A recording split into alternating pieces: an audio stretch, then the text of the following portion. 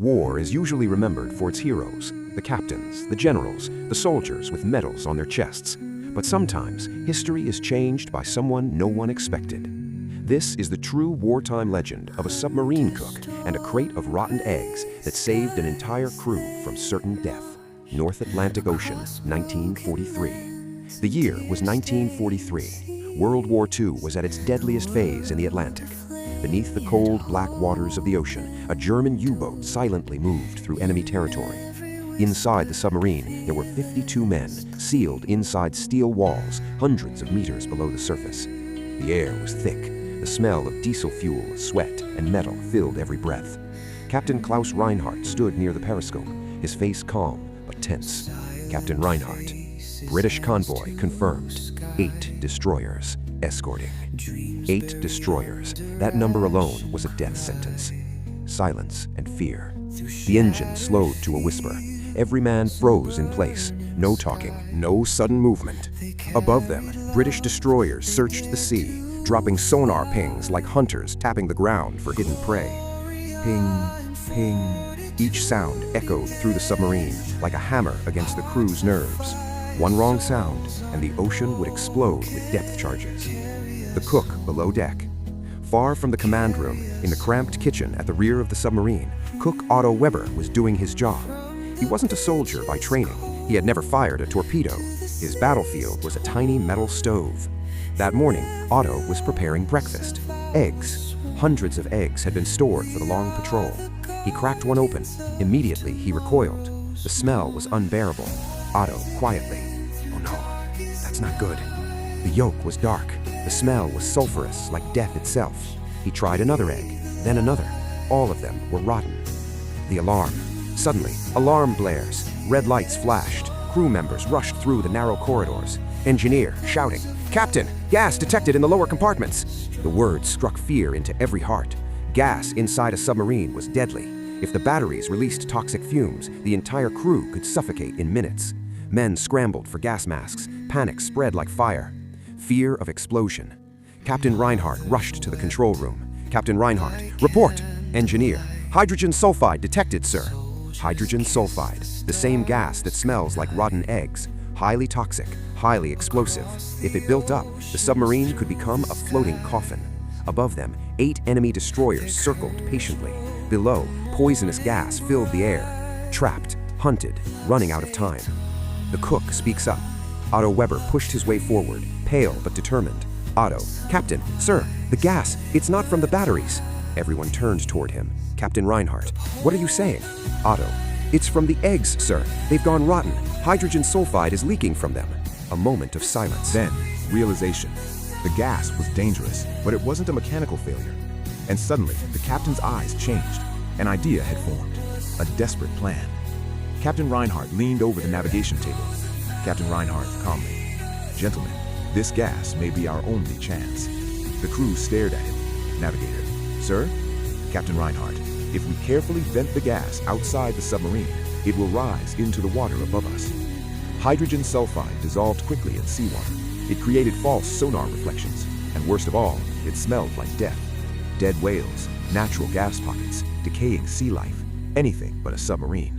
It was risky. One mistake and the gas could kill them all. But if they did nothing, the destroyers would. Releasing the gas. Valves were slowly opened. The foul-smelling gas escaped into the ocean. Inside the submarine, men held their breath. Above them, British destroyers continued their search. Part 2. The enemy is fooled. Music shifts to suspense mixed with uncertainty. British destroyer, HMS Vanguard. On the surface, Captain Edward Collins of the Royal Navy studied sonar readings. Sonar officer. Sir, we're getting strange interference. Captain Collins. Define strange. Sonar officer. The signal appears strong, then breaks apart, like gas or decaying organic matter. Another officer approached. Sir, multiple crew reports of a sulfur smell above deck. Captain Collins frowned. Rotten eggs. Hydrogen sulfide. The Atlantic was known for underwater gas releases. The wrong conclusion. Captain Collins considered the data. 8 destroyers, hours of searching, no solid contact. Captain Collins, likely a natural gas pocket or a dead whale. He paused. Order the fleet to spread out. We're wasting fuel here. The decision was made. One by one, the destroyers moved away.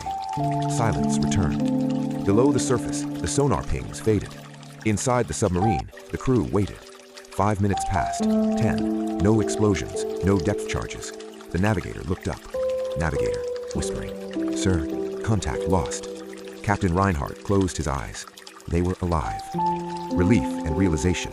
Men collapsed against the walls. Some laughed, some cried. They had survived, not by firepower, but by chance and rotten eggs. Captain Reinhardt turned toward Otto Weber. The cook stood quietly, embarrassed. "Otto, I'm sorry, sir. I failed to preserve the food." The captain stepped forward and saluted him. "Captain Reinhardt, Otto Weber, today you saved this submarine." The crew followed with applause. The war record. In official British logs, the event was recorded simply as enemy contact lost due to natural interference. No medals were awarded, no headlines were written, but every man aboard that submarine remembered the truth. Final narration. War is not always won by weapons. Sometimes it is won by mistakes, by accidents, by ordinary people doing ordinary jobs. A cook, a crate of rotten eggs, and 8 enemy destroyers fooled by the smell of death. Deep beneath the ocean, where silence decides fate, a forgotten hero proved one thing. In war, even the smallest detail can mean the difference between life and death. Days after the incident. The submarine did not surface immediately. Captain Reinhardt knew better than to trust luck twice. For 3 more days, the U-boat remained deep, silent, and invisible, moving slowly through the Atlantic darkness. Food was rationed. Water was measured by the cup. Every sound was controlled. And yet, something had changed. The fear was still there, but now it shared space with belief. Belief that somehow, against logic, they had slipped through the fingers of death. A quiet conversation. One late night, Captain Reinhardt entered the galley. Otto Weber was cleaning pans in silence. Captain Reinhardt: "You were a baker before the war, weren't you?" Otto looked surprised. "Yes, sir. My father had a small bakery in Hamburg." The captain nodded. "You never wanted to be here." Otto shook his head slowly. "No one wanted to be here, sir." A long pause. "When this war ends, if we live, what will you do?" Otto allowed himself a small smile. "I will open a bakery again, and I promise no rotten eggs." The captain smiled back. In war, even dreams were an act of rebellion. Surfacing at night. On the 4th night, under cloud cover, the submarine finally surfaced. Fresh air rushed in. Men stood silently on deck, breathing deeply, as if it were the first breath of their lives. No one spoke. Everyone understood how close they had come. 8 destroyers, hundreds of depth charges, one mistake away from oblivion. And yet, they were still here. The war moves on. The war did not stop for their miracle. Months later, some of those men would not survive other missions. Others would be captured. A few would return home. The Atlantic continued to swallow ships and souls without mercy. But that one patrol, that one moment, became legend among submariners, quietly told, never written. A story shared in whispers, usually ending with a sentence like, "Sometimes luck smells like rotten eggs." The British side, years later. Years after the war, Captain Edward Collins sat in retirement, reviewing old naval logs. One entry caught his eye. Suspected enemy contact, interference consistent with natural gas release, search abandoned. He paused. Something about it still bothered him. The readings had been too strange, too perfectly wrong. He leaned back and sighed. Captain Collins, to himself, if there was a submarine there, they were damn lucky. He never knew how close he had been. Otto Weber, after the war. Otto Weber survived the war. He returned to Germany thinner, older, and quieter. In 1952, he opened a small bakery. Above the door, a simple sign, "Weber's Bread and Breakfast." Locals loved his bread. Some noticed he was very strict about eggs. If one smelled even slightly off, it was thrown away immediately. When asked why, Otto would smile and say, "Old habit."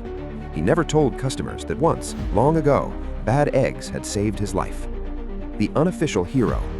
No medals were awarded to Otto Weber. No books were written about him in his lifetime. But among submariners, his story lived on. It became a reminder that war is chaos, that survival is unpredictable, and that heroism does not always wear a uniform of command. Sometimes it wears an apron. History remembers battles, dates, and victories, but it often forgets the small moments, the accidents, the human errors that quietly change fate. Deep beneath the Atlantic Ocean, a submarine cook cracked open a rotten egg and unknowingly cracked open a path to survival. 8 destroyers passed overhead. 8 captains searched for death, and death slipped away, disguised as the smell of decay. Because in war, sometimes the difference between life and death is not courage, not weapons, but chance. And sometimes